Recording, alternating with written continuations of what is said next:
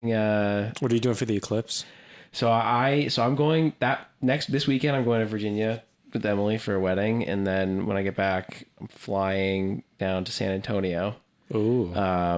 And it's for Is that work. in the path? It is. It's for work. I have to go doing like a presentation. So you just ended up being... Presentation is on Tuesday, and there's no flights that morning. So I have to go Monday, and I land like hour and a half before it starts in San Antonio, and San Antonio is in the path of totality, like right on the cusp. So do you have to get your glasses before? Yeah, I probably should look into that. Otherwise, I'm gonna just be like burn your eyes. Or just do the Trump. Walking around. Well, apparently once it's in totality, you should take the glasses off to really see it. But that does make me nervous. Yeah. About timing. Only one I ever... How do you know when it's over? Right. It's Alex!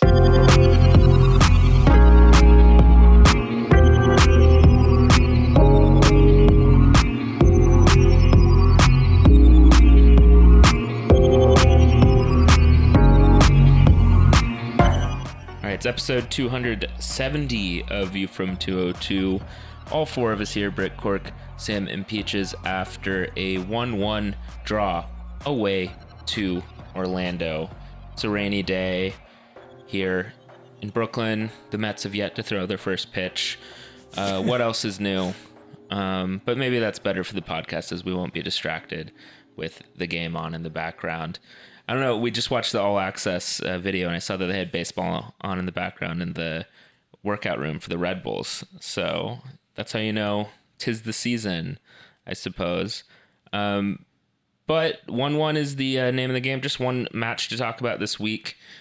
And we're going to be previewing, so to speak, two matches here, as some of us will be gone next weekend to view the total eclipse. So recapping Orlando this week, discussing Cincinnati and Chicago next week. But Orlando, what happened here? What goes on there in Orlando? We were away to Oscar Pereira's team.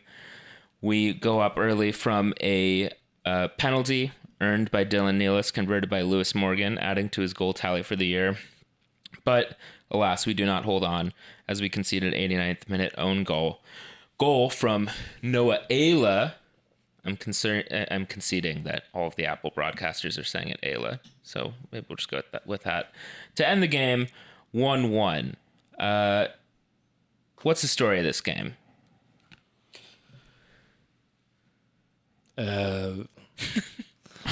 No one wants to take this on? I don't know. You've been kind of the lead-off guy here to continue the baseball theme, but we just take a crack. Yeah, we just go back and let's cut out that silence and take a crack at what's the story of this game. I think the story of this game is it's just a regular away game, kind of, in a MLS team with a not optimal lineup, and it looked like it, and it felt like it. I think we came on strong in the beginning with a lot of energy. I think, as we saw, Dylan Nealis continues to kind of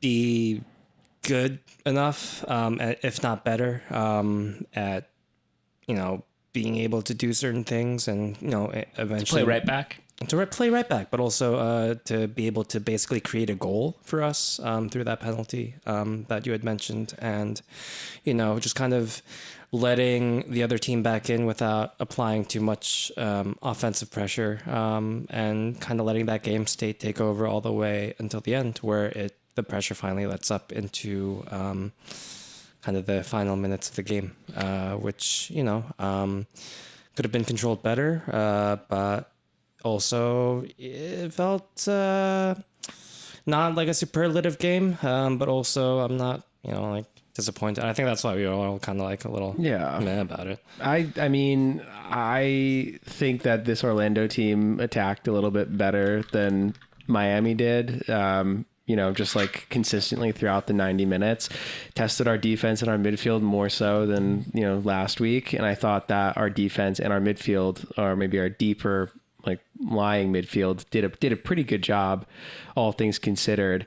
In this game, I took more issue with the attack and just players that just looked like like they were non-existent. Whether that's Fonzier, Yengar, others, who come on in the second half as well. Mm-hmm. I mean, that's where I have much more of an issue. But Cork, I think you were pretty much right in your assessment last week that like the Pareja teams now are much, much better than, they have been against Red Bull teams in the past. Mm-hmm. So, I mean, they just were, I think, a better side than maybe, their record had reflected over the previous 5 games. Right. Well, and I think it's an interesting little dichotomy you brought up there that between, attacking versus defending that I kind of wanted to jump off from, where I actually think we were just watching the highlights and going through some videos during our pre-production just now. And we watched a little bit of a Schwartz press conference that I believe was after the Miami game. I believe it was the post-Miami victory press conference where I thought it was very interesting that Schwartz said, that he was even addressing the Columbus loss the week before, and even felt the need to address it even after the Miami win, and that he also said that the problem with the of course the 3-0 loss in Columbus was not the defensive structure, that it was not really a defensive failure in that game. It was more an issue of not being able to find the outlets attacking and not being able to relieve pressure that way,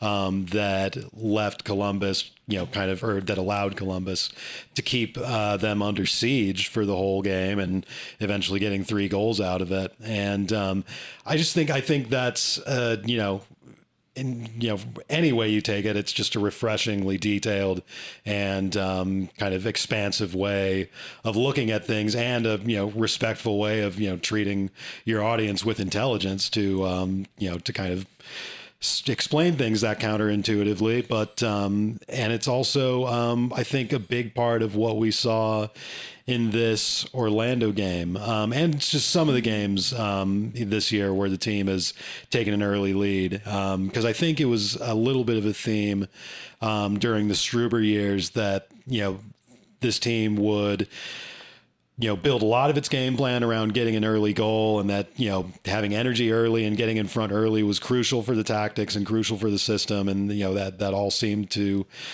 make sense. But then the team would, often kind of give up on its efforts to kill games off and keep the press up over the course of getting an early lead. And they would eventually, the lines would fall back over the course of the game, and they would let the other team, start to just kind of play half court for the rest of the game, trying to come back, and the team would eventually bend and eventually break.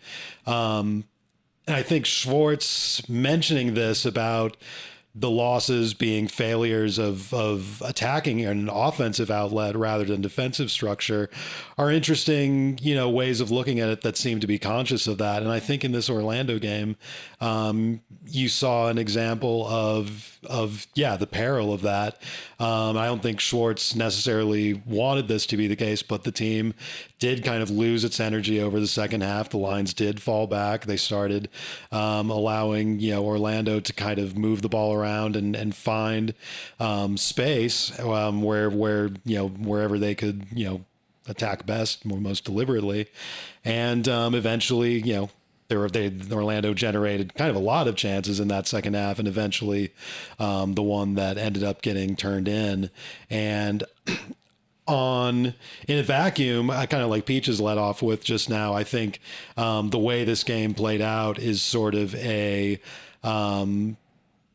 kind of a textbook way to approach a road game, particularly a road game where you go ahead early, which is to kind of not exert yourself too much and try and play it as safe as possible. But then I think the way that the game eventually ended in the last several stages leading up to the goal shows the peril of that, and that I think even though the team, struggled with that and it eventually cost them the game, I am encouraged that Schwartz seems to be conscious of that and seems to be aware that it's one of the things that a good team has to have a better grasp on. So, and part of the frustration, I think, with the result overall also happens to be that there were a few clear-cut chances where we could have either extended that lead, I think, throughout the game, with some higher profile misses, which, I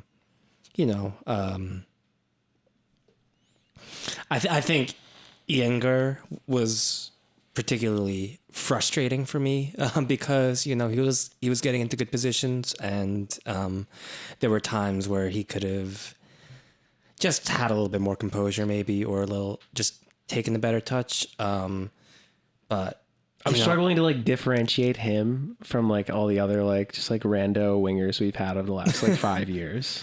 Yeah, I mean, when he skied his first chance real wide, it gave me real Matthias Jurgensen vibes, I think. Yeah, right. But also, I don't know if, like, from what I see, maybe if I think that he has that, like, to be able to do those later on with more comfort and confidence. I do just want to say, if we're just going to talk about misses and have that be like an opening bullet point, I don't think Iyengar should be the focus. Right. Well, I know. I don't think that's the. I don't think Iyengar. That's not the headline here, of course. Yeah, I know. You might be leading up to it. Right. I was kind of. Yeah, that's what I was kind of doing. But yeah, and obviously Manuel, who was just like, I think what we will be talking about. Go ahead and talk about him now. Yeah, is doing kind of what he's always been doing on this team, but like very, like that one-on-one breakaway chance that we all saw was very like, I think, I don't know, a confident striker can put that away for sure. But like, yeah, I don't know. I just, we don't really have a confident striker on the team, I don't think. Yeah, that's interesting. I was not able to watch this game live, but watching it later, to me, that chance seems surprisingly quick. To me, it doesn't necessarily seem to...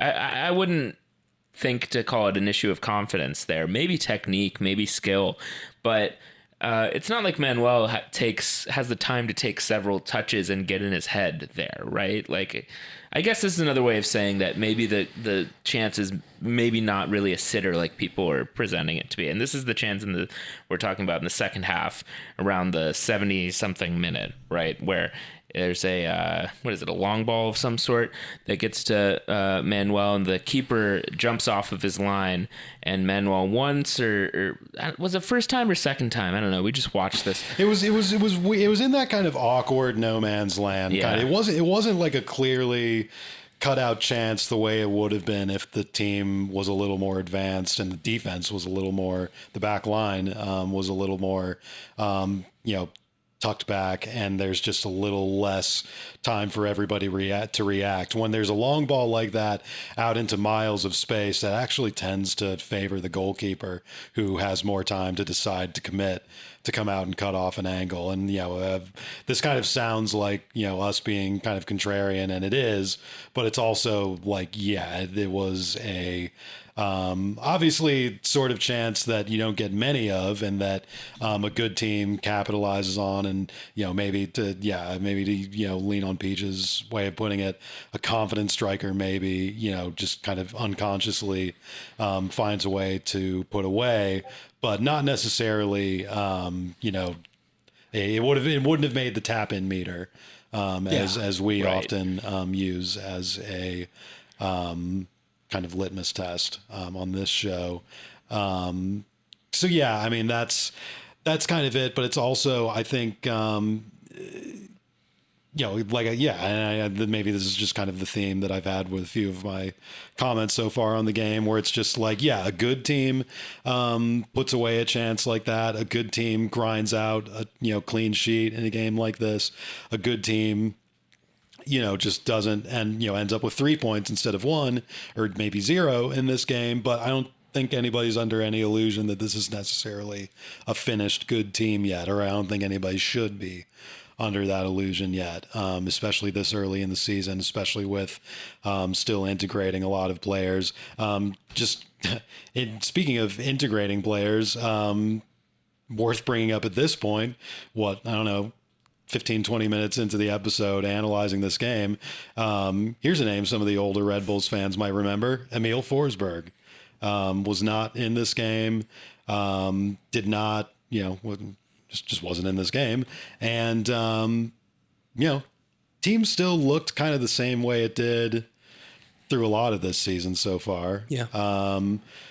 It's not to say that Forsberg has been a liability or a problem or anything, but it's also to maybe comment that I think some of the difference in the way the team has looked this year is more of a mindset change than a personnel one.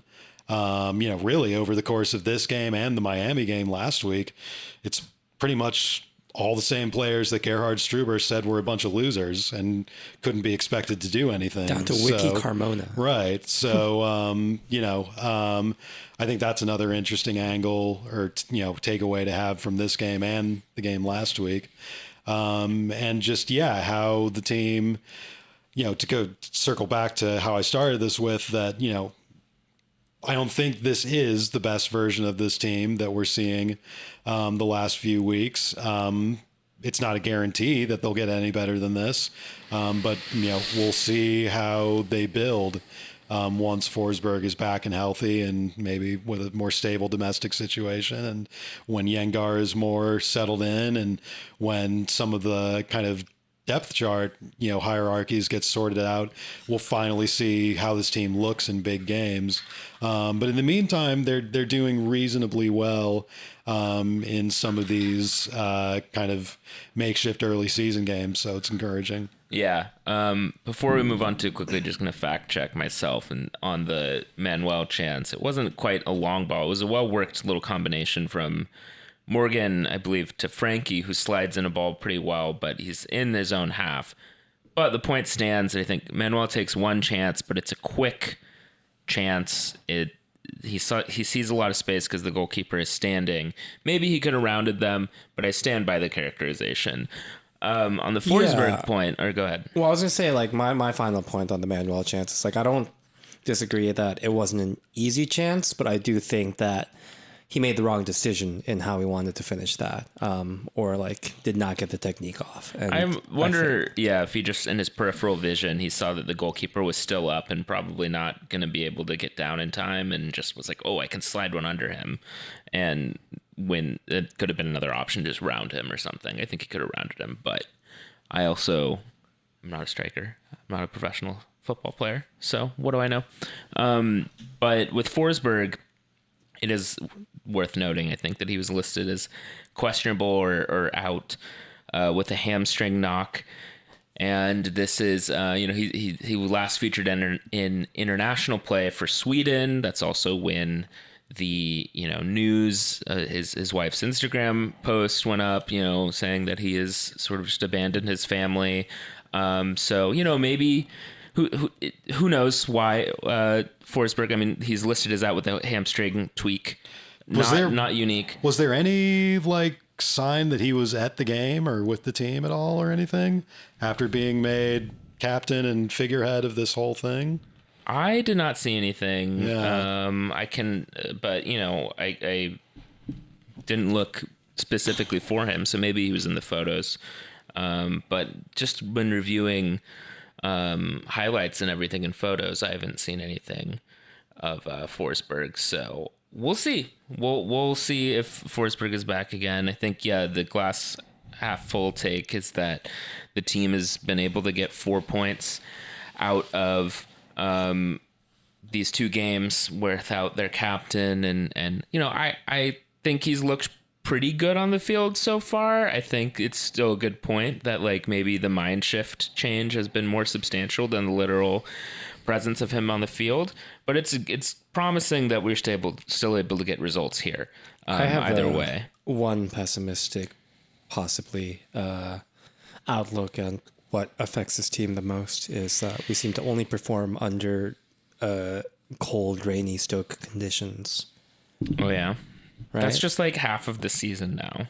Well, that's good for us then, right? Yeah. Oh, so. Why do you say so? Wait, have all of our wins been in rainy conditions? All of our home, big, good games were in rainy conditions so far. Well, so we'll see. Maybe the fortress will become a moat.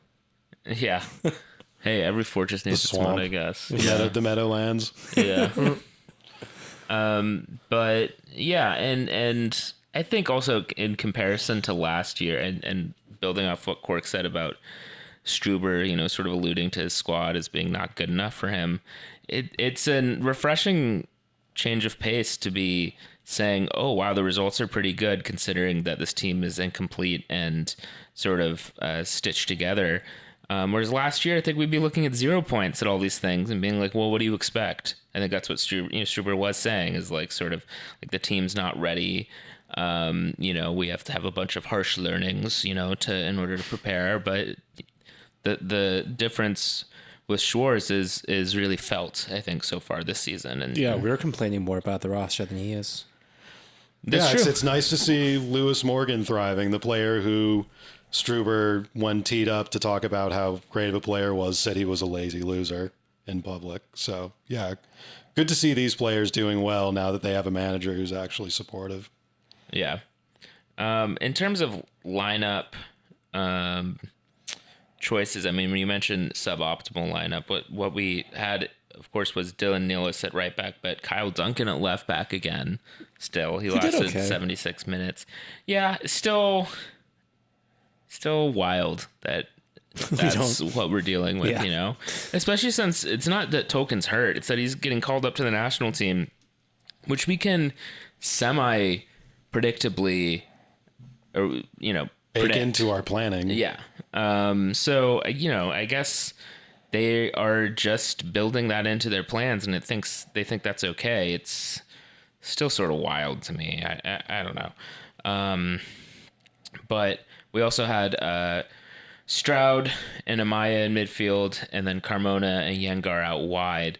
How did this look? I mean, was one of Stroud or Amaya more creative than the other, or was it sort of an empty bucket look?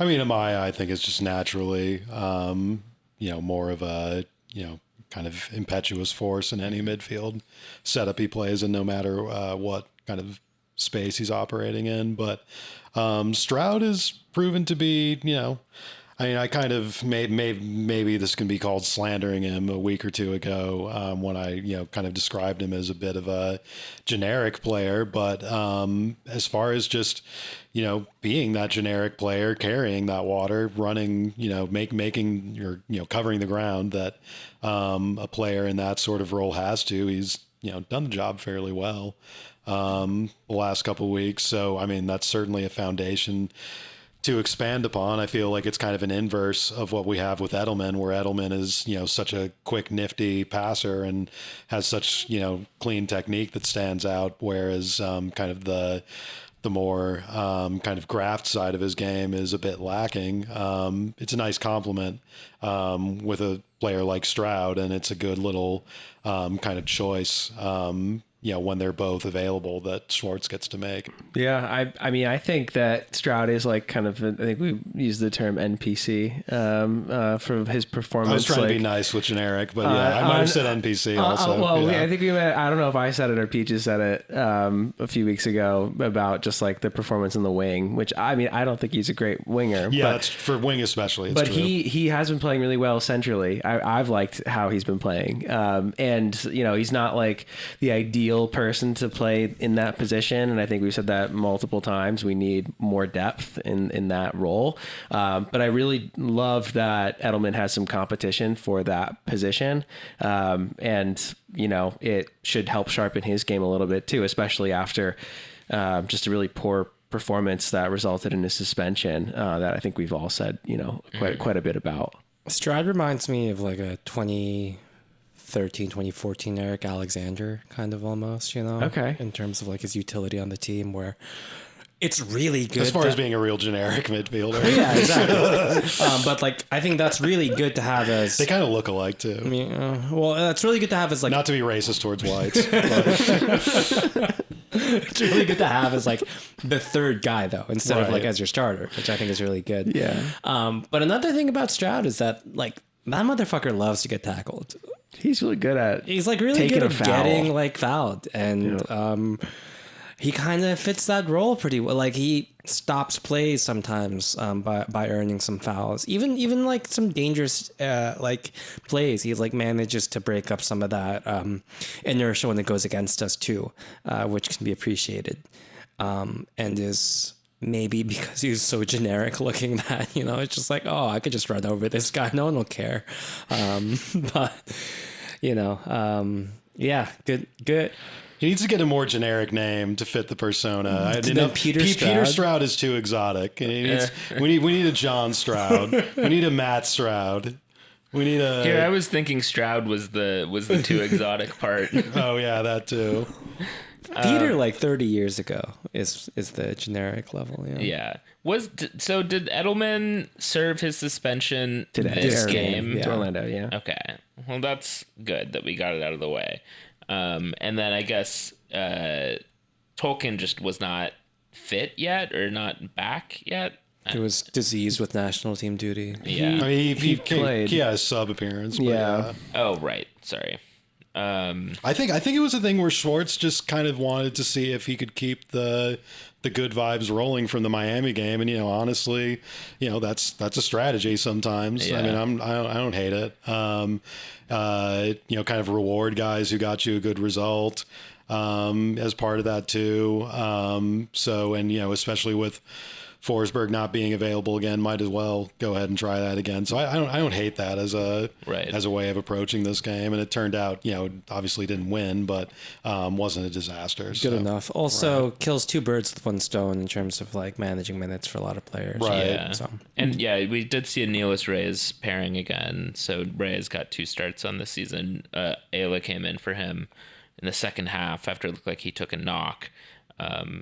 And it's noteworthy to me that Yengar has low-key gotten a lot of minutes after he actually arrived, which makes me wonder, based on this discussion of how much better Stroud has looked centrally, whether Stroud out wide was always going to be just a very short-term thing, and whether he was really planning on Yengar being the main option out wide and Stroud being more of a third guy in the center. I guess to backtrack and take back a little bit of what I just said about not hating Schwartz's lineup strategy for this game, I don't want to see the empty bucket become kind of the basic formation, because I just, no matter what personnel you put in there, going all the way back to Jesse trying to shoehorn Verone into it. I just hate that formation, especially for the way Red Bull sets up. I don't understand what Ragnick and all of his pupils' obsession with it is. But Yengar is, at the same time, I think the only way Yengar continues to feature in this team is if they stick to this 4-4-2 or 4-2-2-2, because what I've seen so far, granted it's a somewhat small sample size still, but is a very 4-4-2 player, a very guy who runs real hard, runs real fast, but in very straight lines, very static, and maybe not the most kind of fluid technique. So yeah, I'm kind of wait and see on that. But yeah, maybe I'm rooting against Yengar a little bit, because I just don't want to see the 4-4-2, the flat 4-4-2 or empty bucket 4-4-2 become the main base formation rather than the diamond that Schwartz started the first few games with. Yeah. Also, if this was kind of, I guess, the plan all along for Stroud not to start or play there, I feel like in terms of player profile, Dylan or Cameron Harper has more of those characteristics. Well, that's just my inherent issue with Yengar too. From the moment he was rumored and signed, is that it just seems so redundant with the Harper's role in the squad.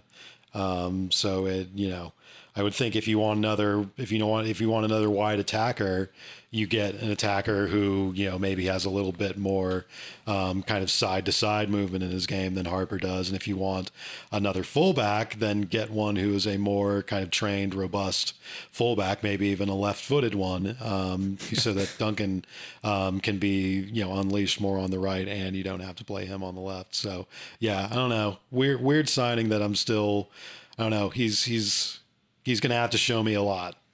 Right. Also, because I feel like And he's balding at a young age too, so I should be really on his side. Yeah. I mean, you should be rooting for him. Yeah, I know. He should be one Something's of my off faves. about He him. should be one of the guys I'm standing, but that speaks even more to how concerned I am with his presence in the squad. We don't pick great balding players on vibes. If between this and Manuel and his hair situation, Was Ivan balding?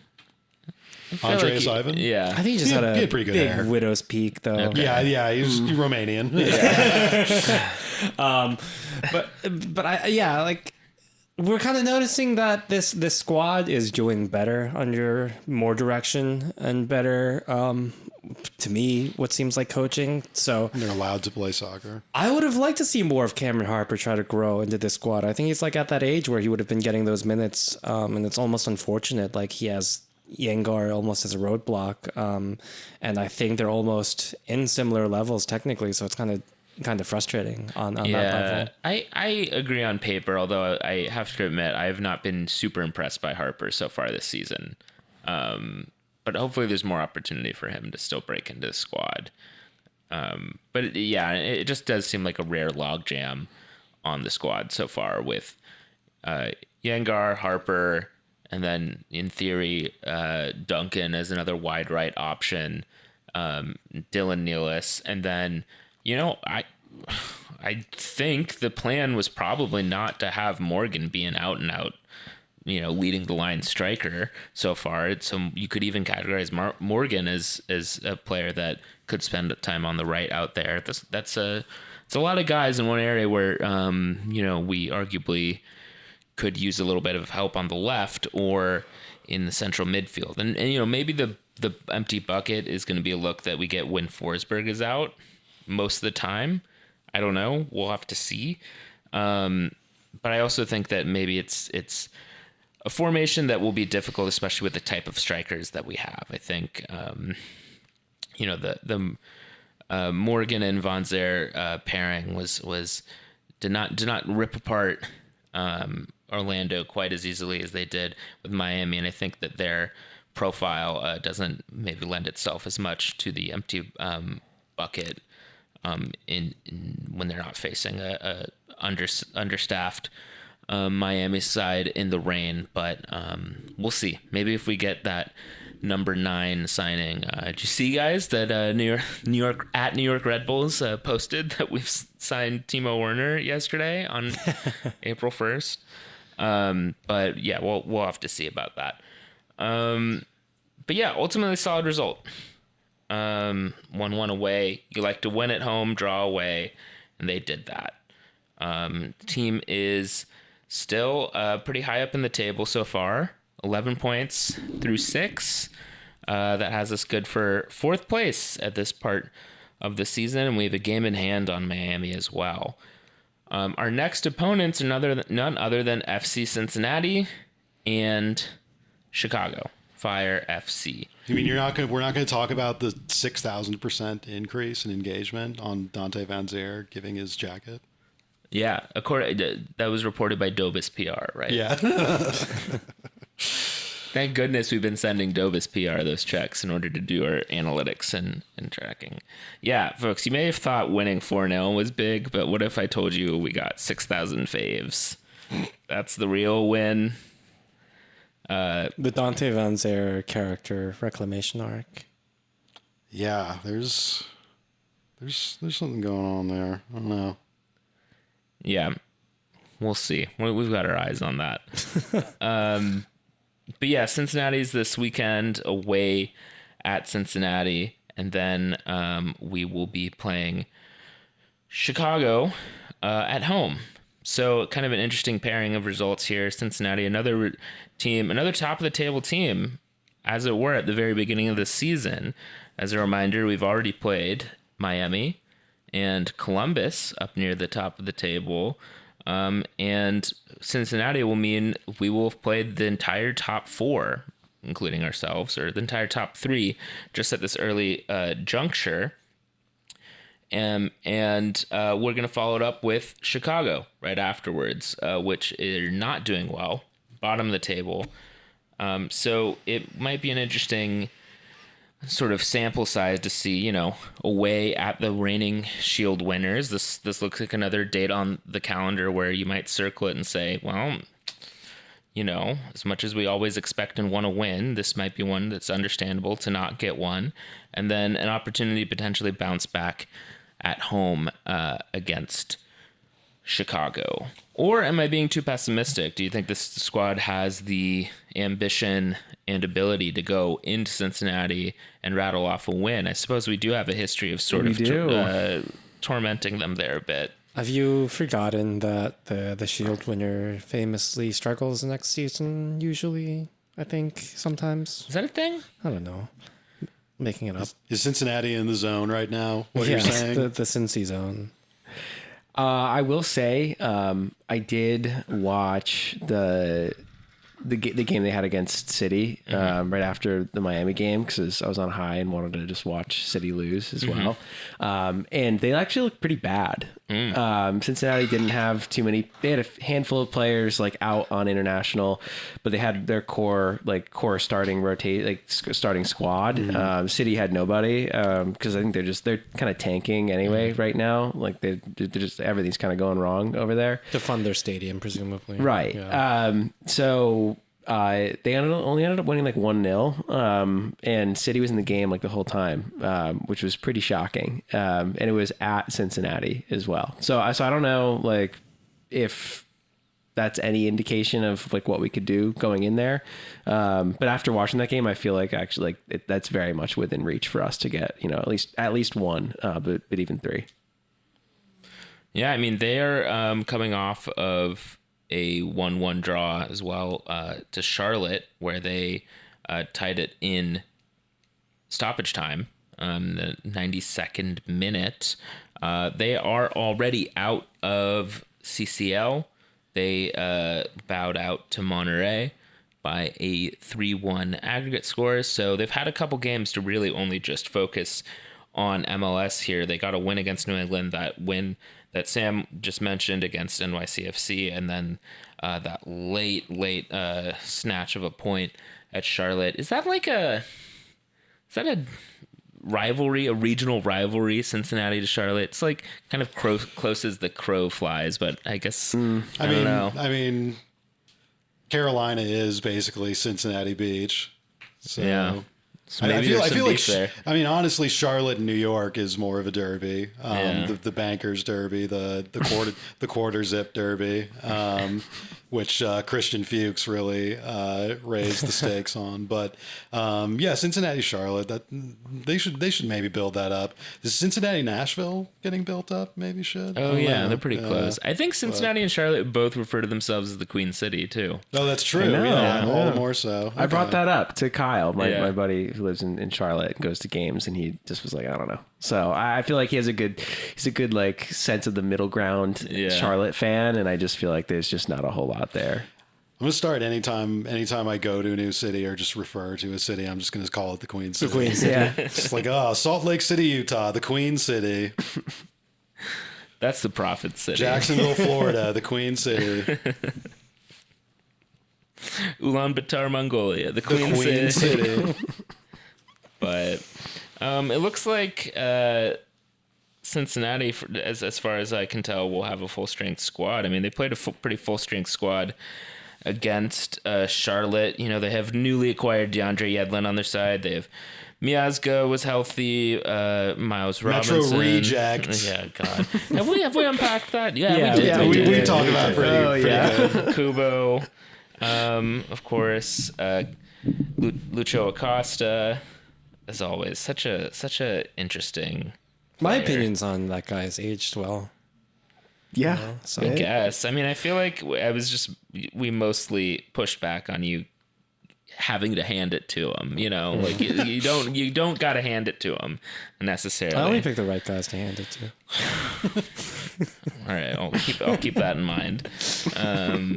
But maybe the Miazga thing is a chance to bring up the fact, in Acosta for that matter, DC United's new manager, Troy Lesesne, who I don't think we've really talked about it at length, but I think I just want to like get ahead of it and say, the fact that Troy Lesesne has been hired by DC after we basically fired him,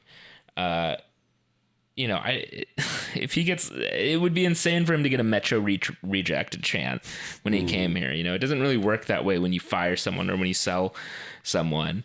And there was that MLS like GM survey that got published in The Athletic this year, and Troy Lissan was highly ranked as like a smart hire by all the other GMs, which I think is not groundbreaking.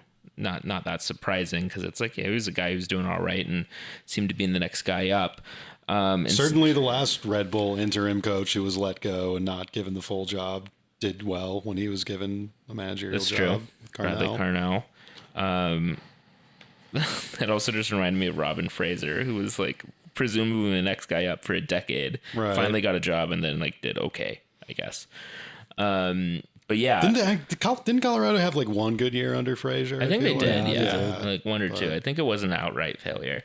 It was also interesting to me that Chris Armas got a vote as like a smartest hire. One vote, yeah. But those surveys are also funny because it's like, who is the best hire? It's like, who's your number one pick? It's not asking them to like rate, everything. Who's the best coach? So there's one person out there of all the options was like, that's the best one. I'm picking that one, which to me, getting one vote at all is still noteworthy. Where I'm like, how does this guy still have such a good reputation? Also, just while we're on, just as a quick sidebar on Armas, since he's been brought up and since he is a character and a friend of the show, I think it was Matt Doyle's column either last week or the week before, where just his little blurb on Colorado was, because when Colorado hired Armas, and especially once they signed like Omir Fernandez and some of these guys, it of course led to the assumption like, oh, they're going to play high press, they're going to play the Red Bull style. Chris Armas is going to finally bring at least an identity to Colorado instead of just being a shitty team. But then Doyle's column, he went through some of the metrics and stuff, and apparently Colorado is playing the most generic soccer in like the entire league, like the most generic defensive lines, most generic passing rates, like nothing about it screams any sort of identity. Everything is yellow. Let alone a Red Bull identity. So well done, Chris. I wonder, I hope he's walking around the Commerce City training ground being like, Cristiano Ronaldo used to always do it this way, Watch this tape of Cristiano Ronaldo. Yeah, when Have you heard of this guy? Yeah, when I was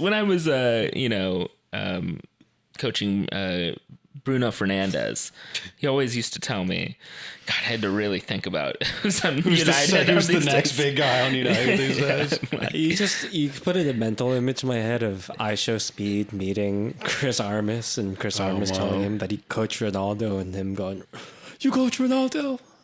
And just screaming like that. I'm actually okay with that. I would like to see that. You want to see That's the only I Show Speed content I'm not sure if you're telling me something that could happen or something that did happen. It could go either way.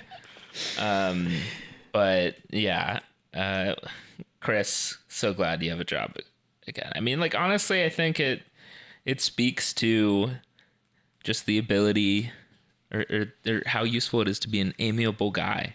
Really, that he was still selected as a smart hire. So good for him. Away at Cincinnati, though, is it fair to expect anything of this results, even with the good results the Red Bulls have had so far this year? Is it fair to expect them to go into the reigning league winners stadium and get a point or even 3 here? And does it affect your judgment whether or not Emil Forsberg, John Tolkien, and I guess Daniel Edelman for that matter are available or not?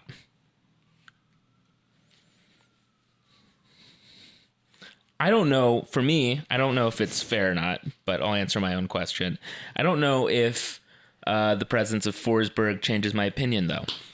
I think if this team's going to go to Cincinnati and punch them in the mouth, I think it'll be a product of team organization and focus being set up well. And I don't know if it's going to necessarily rely on Forsberg based on what we've seen in this early season. I mean, we were able to be opportunistic without him and just rely on Morgan's shooting boots so far. Well, I mean, as we kind of harped on in preseason, this team's probably going to have to learn how to play without Forsberg a lot anyway. So might as well start to get some of those reps in and or continue those reps in this case. So yeah, I think that's a fair way of putting it. That yeah, I don't know if Forsberg really has any sort of binding on this result or the context of whatever the result ends up being. So I think that's a positive. I think it's a good situation that Schwartz has engineered the last couple of weeks, that the team is starting to believe that it won't have to rely on Forsberg or any one player to get things going. I mean, even just Morgan, I mean, Lord knows, as we just joked, they're trying to build up Van Zier's contribution, but, it was him also, being a focal point in, that result or that good performance. So, the system is the star, as the great cliche goes. And I think if you have Forsberg, if Forsberg is available and, healthy, ready to play, then great. Throw him in the mix, build on that. But if he's not, then, continue to just, get yourself in the mindset that you can win, with the way we play, no matter, which players are out on the field. I think that's crucial to any team having success in the long run, and especially a team that plays the way that this team has for the last decade. I feel like this, I don't know. We look at the Columbus game, and I think all of the lessons learned that Schwartz wants to have here. And I feel like it's for a game like Cincinnati, where this is I can't think of very, many teams with better defenses than Cincinnati. And if we, and maybe the only one would be a team like Columbus, where we get shut out pretty, pretty rough performance from the attack. I don't know how we go into Cincinnati and, do better without Forsberg. I'm just not sure how we could do that with Von Zier and Morgan. It's just, I think it'd be really difficult to try to do any sort of hero ball or to get a lot out of Van Zier without any other support in the midfield. So I think that's tough. So if the when it comes to Forsberg, I do think it is important to have him in the 11, but I think there needs to be a very large improvement on how we connect the kind of the defense and the defensive midfield with Forsberg, because I felt like that was where a lot of the lapse was against Columbus. If we're able to address that, I think we can get a couple goals. Otherwise, I don't see anything beyond a draw at that point. Yeah, I think the thing about Forsberg would be that he would allow our attackers maybe in kind of a confidence sense to be a little bit more aggressive, just with the idea that, he does pass a little bit more progressively than his other replacements, so to speak, have, or maybe more accurately understudies have been playing like. But, that also is a little bit in doubt, knowing where maybe his mental state might be. It might also just be good to play Forsberg a little bit at some point, just to be like, hey guys, yeah, he is still kind of the same player, even if he is maybe getting a divorce or whatever. But I actually think that a bigger return would be if Noah Ayla plays, to kind of talk about that connective tissue that you're kind of bringing up, Sam, of guys who are able to find that space and really play that pass, or connect the dots there. I actually think that usually comes from further back. So I think having a guy like Ayla return could help us bring those questions maybe, and bring us a better team. Also, John Tolkien, I think if we see him start from a game, it could have a big positive impact on how we game plan against a team like Cincinnati. So let's say, we don't know if Forsberg is going to be back yet. Let's just strike him out for this weekend. But presumably Edelman is going to be available, as he was just suspended this week. He wasn't hurt. That means we now have Stroud, Amaya, and Edelman available, barring any late injuries. So I'm wondering what is the preferred midfield I would want to see, because then you have a selection of Stroud, Amaya, and Edelman as the potential central guys, and then you have Carmona and Yengar who have been getting minutes out wide. But you also have Stroud, who started the season playing out wide. Is it more reasonable to expect that Stroud might displace one of these more wide midfielders, or would you prefer to see Yengar be given another chance to try to get into the squad? I mean, Carmona as well has gotten 2 starts in a row. Yeah, I guess the best way to do the diamond, to give me fan service, most importantly, and play the diamond, is to have Carmona at the top, kind of attacking our 10 role, and then the whole crew of Stroud, Edelman, and Amaya underneath him. But then, of course, as we've harped on in the early parts of the season and preseason, then you basically have no reserves, no bench, no options to kind of bring fresh legs on in that part of the field while keeping that shape, unless you want to put, Ronald Donkor, who apparently hasn't been trusted, or, just some of the other more fringe players who haven't really been trusted with minutes so far this year. So, if you're going to play the diamond without Forsberg, it's going to have to be that. But I think Schwartz, especially on the heels of the last couple of weeks, and wanting to have an extra body on the bench, will probably do the flat 4-4-2, where he only utilizes 2 kind of dedicated central mids. I heard there's a guy on this team. His name is Sergeant Goma. I wonder if he would play in any of those positions. Oh, he's like a new signing. Yeah. That's another player who it's like I don't even know where he would play. Yeah, it just feels like a luxury player. Prove me wrong, though. That'd be nice to be proved wrong. Well, I've been proven wrong this season, and I've enjoyed every second of being proven wrong. So it's terrible to be owned. All right, well, after Cincinnati, we have a home game against Chicago, and I'm glad to say that I think we're back in a situation here where we can say that I'd expect a win in this situation, right? Very reasonably hope for a win. Chicago's not in a good way. They are... Can't believe hiring fucking 80-year-old Frank Klopas for like the 4th time hasn't worked out for them. What is it with Chicago? First Tony La Russa, now Frank Klopas. Just going back to the well. I'm sure if I paid attention to NFL, there'd be another option to cite there. But they have 5 points through 6 games. By the time we play them, they'll have played another game, though. But they're solidly lower half of the table, even at this early juncture. Not a lot of life so far. They've lost. Granted, a lot of their losses have been to quality sides such as Cincinnati and Columbus, but they've also drawn at New England. Not very good side there. They've lost to Atlanta. They did rattle off a win against Montreal, but this is a side that is not in a lot of confidence. It's worth mentioning, though, that their win against Montreal was literally an act of God, though, because that is the game where there was the high winds and they just lofted up that long what was supposed to be a pass, but then the wind just took it and snatched it into the goal in literally the 99th minute. It's like 35-mile-an-hour gusts or something. There's something to that. You make your own luck, right?